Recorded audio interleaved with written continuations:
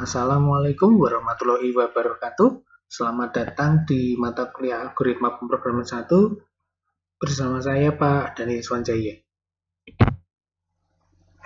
Di video kali ini kita akan membahas tentang metode bagian rekursif ya. Untuk bagian yang kedua yaitu yang fungsi ya. Kalau bagian pertama adalah prosedur, yang bagian kedua ini adalah fungsi ya. Oke. Tinggal melanjutkan ya, untuk teorinya sama dengan yang sebelumnya ya. Jadi rekursif adalah metode yang memanggil dirinya sendiri, dan di dalamnya ada dua bagian basis dan bagian rekursif ya. Oke, di contoh yang pertama ini kita soalnya adalah mencetak suku ke n dari deret Fibonacci ya. Dimana deret Fibonacci-nya adalah 0, 1, 1, 2, 5, 5, 8, 13, 21, 34, 55, dan seterusnya nanti ya. Nah, deret Fibonacci ini apa? Deret Fibonacci ini ditemukan oleh Pak Fibonacci ya, namanya memang Fibonacci ya. Orang mana silahkan di googling ya. Oke, ada dua versi deret Fibonacci ya. Ada yang mengawalinya dari 0, ada yang mengawalinya dari 1 ya. Oke, secara resminya tidak ada dokumen resmi yang menyebutkan diawali dari mana, tetapi algoritmanya itu harus sama ya, dimana dua suku sebelumnya itu dijumlahkan menjadi suku yang sekarang ya. Jadi satu itu adalah hasil 0 ditambah 1 ya. Kemudian 2 ini adalah 1 tambah 1. Kemudian 3 ini adalah 2 ditambah 1. 5 ini adalah 3 ditambah 2 ya. Kemudian 8 ini 5 ditambah 3. Kemudian 13 ini 8 ditambah 5. Kemudian 21, 13 ditambah 8 ya. 34, 21 ditambah 13. 55, 34 ditambah 21 ya. Oke, seperti itu. Jadi deret Fibonacci jangan bingung ya. Jadi modelnya seperti itu ya. Karena ini contoh, jadi nggak usah repot mempelajari atau mencari algoritmanya ya. Oke. Untuk manualnya ya, seperti yang saya bilang tadi ya, khusus untuk suku ke-1 dan suku kedua dicetak 0 dan 1 ya. Suku ke-1, jadi kalau diinputkan n-nya sama dengan 1, yang dicetak adalah 0 ya. Oke, sekali lagi mungkin Pak, suku pertama bukannya 1 ya. Sekali lagi, tidak ada dokumen resmi yang menyebut ada suku pertama dari deret Fibonacci itu adalah 0 atau 1 ya. Tidak ada yang menyebut secara khusus ya. Tetapi saya mengambil dari salah satu sumber yang menggunakan suku pertamanya adalah 0 ya. Oke, suku pertamanya 0, kemudian suku keduanya adalah 1. Jadi kalau diinputkan 2, munculnya adalah 1 ya. Ingat, ini tadi soalnya adalah mencetak suku ke n, bukan mencetak suku n pertama, bukan ya. Oke, jadi misalnya kalau n-nya 10, nanti yang dicetak adalah 34 ya. Oke, caranya demikian ya. Jadi suku ke n, mulai suku ketiga ya. Suku ketiga di sini adalah hasil penjumlahan dua suku sebelumnya ya. Oke. Berikutnya adalah kita membuat dulu yang fungsinya ya. Fungsinya kita beri nama Fibonacci. Ini nanti yang langsung menjadi fungsi rekursifnya ya. Kemudian parameternya hanya integer n. Kemudian return type-nya integer, return variabelnya un ya. Jadi suku ke n-nya. Oke.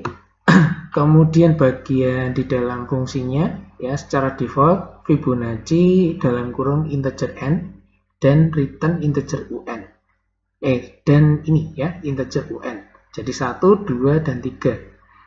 Ini adalah defaultnya, nanti tinggal menambahkan bagian ini saja Bagian pertamanya adalah if n sama dengan 1 ya. Ini kondisi basis ya. Jadi kondisi basisnya ada 2. N sama dengan 1, di sini mencetak UN-nya adalah 0 ya. Kalau N-nya sama dengan 2, ini juga masih basis ya. UN sama dengan 1. Nah, yang bagian rekursif jika bukan 1 dan 2, alias kalau yang diinputkan 3 dan seterusnya ya. Oke, jadi UN sama dengan Fibonacci dalam kurung N-2 ya. Jadi suku ke 2, kalau ini 3, maka yang dikirim adalah suku ke sekali lagi kalau N-nya 3, maka yang dikirim adalah ini 0 ya, ditambah Fibonacci dalam kurung yang dikirim adalah 1 ya. Oke, jadi jangan sampai bingung. Jadi di sini adalah memanggil dirinya sendiri ya. Oke. Kemudian di bagian main ya, di bagian main di sini adalah integer, deklarasi integer n, kemudian output cetak suku ke, kemudian input n-nya, kemudian output. Nah, ini memanggil fungsinya tadi ya, memanggil fungsi Fibonacci dalam kurung n ya. Oke. Kemudian kalau dieksekusi ya, cetak suku ke 10 ya, maka yang dicetak adalah 34. Cetak suku ke 5, yang dicetak adalah 3. Cetak suku ke 20, maka yang dicetak adalah 4181 ya. Oke, jadi seperti itu. Untuk latihannya ya, misal ada Risa dan Bella ya. Risa diminta Bella temannya untuk mengkonversi bilangan basis 10 desimal ke basis 2 biner ya. Buat fungsi rekursif untuk membantu Risa ya untuk mengkonversi desimal ke biner ya. Misal 25, desimalnya 25, maka binernya adalah 11001 ya. Kemudian 10, kalau 10 yang muncul adalah 1010. Kalau 19, 10011 oke. Kemudian cara membaca biner jangan sampai dibaca seperti desimal ya. Biner tidak kenal puluhan, ratusan, ribuan dan seterusnya ya. Jadi dibaca tetap ya 11001, bukan 11.001 ya. Jadi nanti jangan sampai keliru ketika membaca hasilnya ya. Kalau keliru maka artinya juga keliru ya. Bukan biner tetapi nanti kalau dibaca 11.000 jadinya desimal ya. Oke. Kemudian ketika mengkonversi nanti ya, jangan sampai kebalik juga. Karena 25 dan 19 di sini ini bolak-balik, tapi artinya beda, 25 dan 19 ya. Oke, misalnya ini secara manualnya kalau kalian masih bingung mencari nantinya ya, bagaimana sih cara mengkonversinya ya. Misal dari 25 tadi, 25 kita modulus 2, sisanya adalah 1 ya. Nah, 1 di sini kita tulis dulu ya, hasil konversinya di belakang ya, 1. Kemudian berikutnya 25 dibagi 2 ya, 25-nya ini tadi kita bagi 2 jadi 12, komanya kita buang ya. Mau koma berapapun kita buang. Nah, kemudian 12-nya ini kita modulus 2 ya. Kita dapat 0. Maka di depannya 1 tadi kita tuliskan 0. Kemudian 12 kita bagi 2, 6. 6 modulus 2 sama dengan 0 ya. Maka di depannya kita berikan lagi angka 0. Kemudian berikutnya 6 dibagi 2 ya, sama dengan 3 koma ya. Tetapi komanya kita buang, kita ambil 3 saja ya. Nah, 3 ini kita modulus 2 hasilnya 1. Nah, 1 ini yang kita tulis di depannya 0. Ya. Oke. Berikutnya 3. 3 dibagi 2 sama dengan 1. Ya. 1 dimodulus 2 sama dengan 1. Kita tuliskan di depannya 1. Ya. Maka di sini selesai ya, karena di sini endingnya sudah 1. Ya. Jadi hasilnya sudah 1, maka selesai. Ya. Selama ini belum 1, yang bagian di modulus ini bukan 1, dia tidak berhenti. Ya. Oke, jadi 25 desimal itu sama dengan 11001 biner. Ya. Oke, jadi nanti ketika mengkonversi jangan sampai keliru. Kebalik artinya juga beda. Ya. Oke. Berikutnya catatannya ya. Nanti kalian pasti menggunakan yang namanya toString ya. Jadi sebuah bilangan ya, bilangan itu kalau kalian pengen mengkonversi menjadi string ya, mengubah number menjadi string ya, caranya seperti ini ya. Jadi misalnya toString dalam kurung angka ya, angka 123 ya, toString angka 123, maka hasilnya adalah string 123 ya. Jadi number ini menjadi string ini atau teks ini ya. Nah, bedanya apa? Nah, jangan sampai keliru ya. Jadi misalnya ada 123 ditambah 345, ini menghasilkan 468, namanya addition ya, penambahan ya. Nah, tetapi kalau dia bentuknya teks, teks ini ditambah teks ini nggak bisa ya. Nah, untuk ini teksnya ini yang bisa digunakan adalah yang namanya concatenate. Concatenate artinya apa? Kalian bisa buka kamus ya.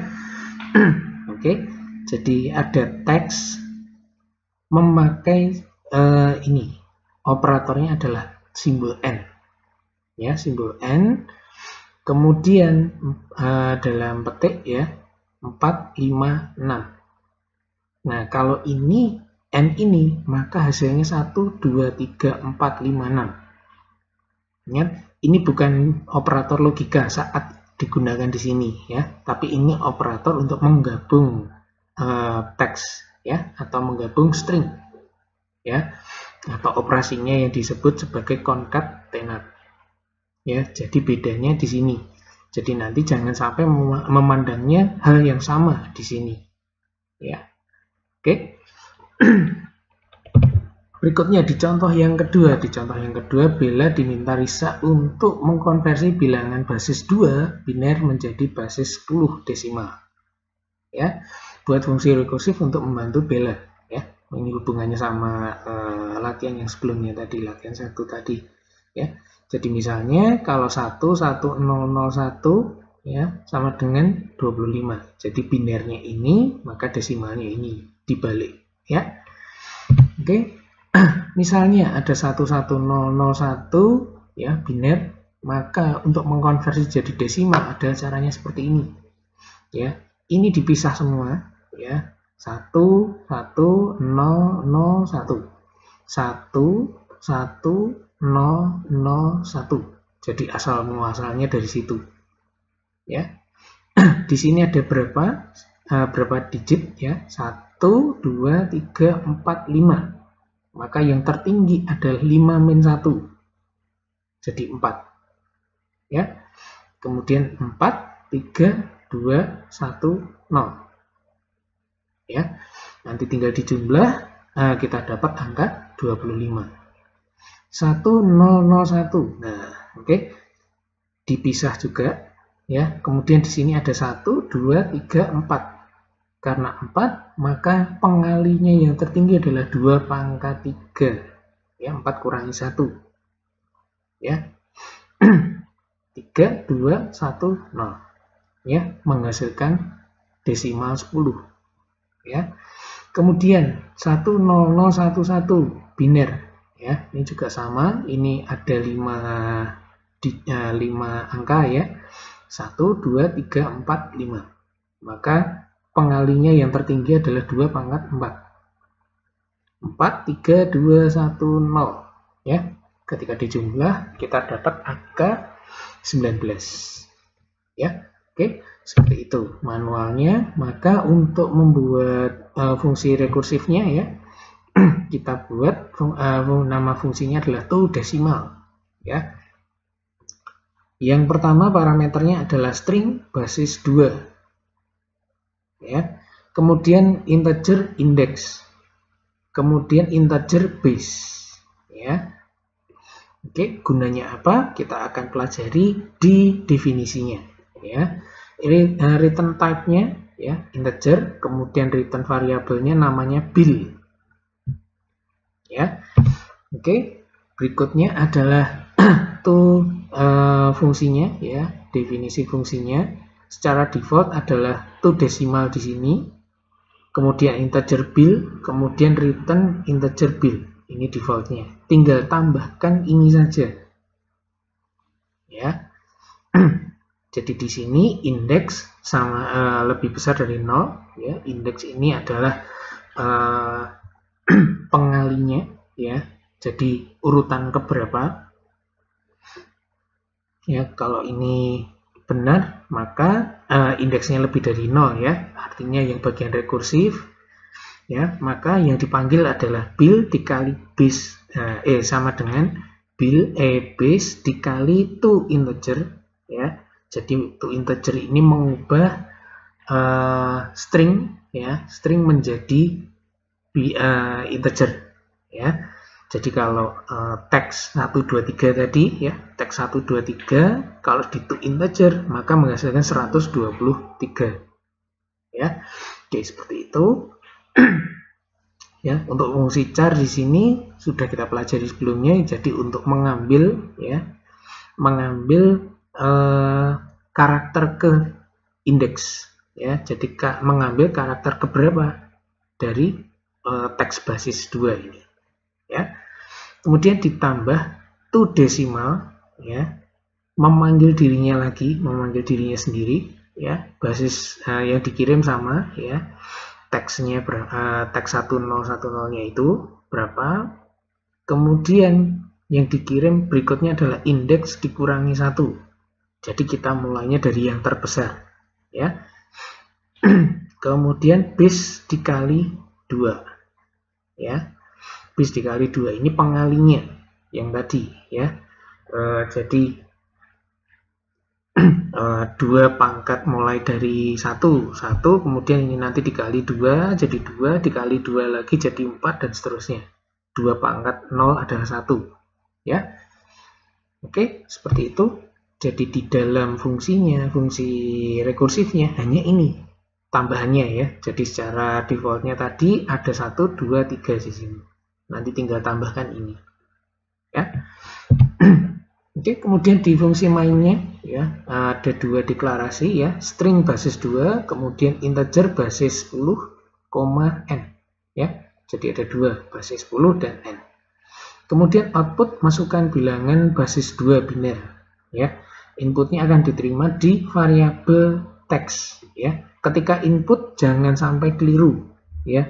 Inputnya hanya 101010-an ya. Tidak ada huruf O atau I atau L di sana. Oke, karena kebanyakan bingung kadang-kadang membaca angka 10 dengan huruf I, 0 dan L. Nah, kadang-kadang ada yang bingung karena hurufnya dengan style beberapa itu beda-beda ya. Ada yang membaca IO menjadi 10 gitu, nah, juga ada ya. Jadi sekali lagi ketika menginputkan nanti yang diinputkan hanya angka 1 atau 0 ya. Kemudian berikutnya input basis 2. Oh, ini lanjutannya ya, maaf. Berikutnya adalah n sama dengan length ya, panjangnya basis 2 berapa ya. Jadi banyak angkanya berapa ya. Ingat tidak ada spasinya juga di sini nanti ya. Kemudian berikutnya adalah assign, ya, basis 10 sama dengan to desimal basis 2, n-1, ya, karena pangkat tadi, ya. Jadi misalnya ada 5 angka, maka pengali yang tertinggi adalah n-1, ya. Kalau 5, maka pengali tertinggi adalah 4. Kalau banyaknya ada 4, maka pengali tertingginya adalah 2 pangkat 3, ya. Oleh karena itu, kenapa di sini yang dikirim adalah n-1, bukan n-nya, ya. Kemudian koma 1, ini berarti pengalinya masih 1, ya. Oke, berikutnya output basis 2, ya. Basis 2 sama dengan basis 10, ya. Jadi binernya ini, kemudian desimalnya disimpan di basis 10, ya. Maka kalau kita jalankan, ya, masukkan bilangan binernya, ya, 11001, maka outputnya adalah seperti ini, ya. Misalnya kalau kita inputkan juga 1010, maka munculnya adalah 10, ya. Ingat, walaupun ini tampaknya ada kesamaan, tapi ini beda, ya. Ini bacanya 1010 sama dengan 10, ya, bukan 1010 sama dengan 10, bukan, ya. Kemudian masukkan bilangan basis 2 biner, misalnya 10011, ya. Yang muncul adalah 19, ya. Oke, seperti itu latihannya adalah, nah, ganti orang, ya. Surya dan Benny melihat yang dilakukan Bella dan Risa, kemudian mereka menirunya. Surya mengkonversi bilangan basis 8 oktal, ya, ke basis 2, dan Benny mengkonversi basis 2 biner ke basis 8 oktal, ya. Bantu mereka untuk menggunakan fungsi rekursif dengan menggunakan fungsi rekursif, ya. Jadi untuk konversi ini, ya. Catatannya adalah kalau 4 digit NPM kalian ganjil, ya. Ini adalah membantu Surya, ya. Jadi Surya di sini, Surya mengkonversi bilangan oktal ke biner, ya. Sementara yang genap membantu Benny. Nah, Benny ini mengkonversi basis 2 ke basis 8 oktal, ya. Bantu mereka untuk mengkonversinya menggunakan fungsi rekursif, ya. Cara manualnya adalah seperti berikut, ya. Oh, bukan, ini untuk contohnya saja. Kalau kalian perlu lebih lagi, kalian bisa menggunakan kalkulator yang disediakan oleh Microsoft, ya. Di sana ada fasilitas untuk mengubah oktal dan biner, ya. Jadi nanti kalau kalian kekurangan ini bahan untuk mencoba, kalian bisa menggunakan yang di sana, ya. Oke. Ingat di sini oktal, ya, walaupun di sini juga 10101 10000, tapi ini artinya adalah oktal. Binernya adalah demikian, ya. Oke, walaupun ini sama 111, ini bukan biner, tetapi binernya adalah 100101, ya. Oke.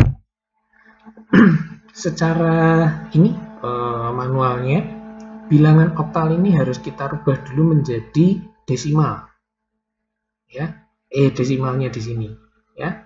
Kemudian setelah itu dirubah menjadi binernya, ya. Oke. Jadi di sini caranya sama dengan yang biner ke desimal, ya. Jadi 3 dikalikan 8 pangkat 1 ditambah 1 kali 8 pangkat 0, ya, kita dapat angka 25. Ya, 25 ini kita konversi ke biner, caranya sama seperti yang sebelumnya. Jadi 31 oktal ini sama dengan 25 desimal, nah sama dengan 11001 biner, ya. Oke. Kemudian yang dibalik juga caranya sama, ya. Binernya ini dirubah dulu ke desimal, Setelah itu dikonversi ke oktal, ya. Jadi biner menjadi oktal caranya juga sama, ya. Oke, jangan bingung, dikerjakan sebisanya, ya. Oke, sekian untuk video kali ini, ya. Terima kasih sedianya menonton dari awal hingga akhir. Terlebih lagi kalau memperhatikan, ya, dari awal hingga akhir, ya. Jangan lupa untuk komen, ya. Yang lain-lainnya terserah kalian, mau subscribe, mau like juga silahkan, ya. Yang wajib adalah bagian komennya. Jadi pastikan kalau kalian sudah memperhatikan dari awal hingga akhir, pastikan kalian untuk mengisi kolom komentar, ya. Ada apa? Ada bonus di akhir nanti, ya. Oke, terima kasih. Untuk berikutnya ini dokumentasi bahasa alami, ya. Nah, di sini video ini adalah video terakhir bahan untuk Flowgorithm. Setelah ini kita tidak bermain lagi di Flowgorithm, tetapi bermain di dokumentasi dulu. Setelah itu baru di bahasa pemrogramannya, ya. Oke. Silahkan kalau kalian masih belum paham dengan Flowgorithm, kalian bisa buka-buka video yang sebelumnya, ya. Oke, terima kasih sedianya menonton dan memperhatikan dari awal hingga akhir video ini. Saya akhiri, sekian, wassalamualaikum warahmatullahi wabarakatuh.